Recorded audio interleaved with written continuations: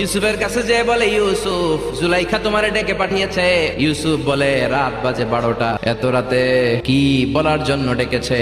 যাও, আগামীকাল সকালে আমি যে কথা শুনবো। কালিমামা বলে, না না, আগামীকাল সকালে গেলে হবে না, জুলাইখা এখন যেতে বলেছে। ইউসুফ চোখের পানি ছেড়ে দিয়ে আল্লাহর ডেকে বলে, আল্লাহ, না জানি আজকে আমি আমার ঈমান হারা হয়ে যাই, না জানি আজকে আমি আমার চরিত্রটা হারাই রে মাবুদ। কালিমামা সাইয়েদানা ইউসুফ আলাইহিস সালামকে নিতে লাগলো। সাইয়েদানা ইউসুফকে স্পেশাল ঘরের মধ্যে ঢুকিয়ে কালিমামা আরেক দরজা দিয়ে বের হয়ে যায়। জুলাইখা বলে, ও ইউসুফ, বাঁচার কোনো মাধ্যম নাই, যে কোনো ভাবেই হোক আজকে আমি আমার মনোরঞ্জন করেই ছাড়বো, যেমন করেই হোক তোমার প্রেম আমি হাসিল করে ছাড়বো। জুলাইখা বলে, আমি তোমারে ভালোবাসি। সাইয়েদানা ইউসুফ বলে, জুলাইখা, আমি আল্লাহরে ভালোবাসি। সাইয়েদানা ইউসুফ চোখের পানি ছেড়ে আল্লাহরে ডেকে বলে, আল্লাহ, জীবনে কোনো অপরাধ করি নাই, এই বিপদ থেকে তুমি আমারে বাঁচাও। আল্লাহ বললেন, জিব্রাইল, যাও যাও, তাড়াতাড়ি তুমি ইউসুফের কাছে যাও, আমার নবী ইউসুফরে বাঁচাও। আমার নবী ইউসুফের কানের সামনে যে বলো, দরজার দিকে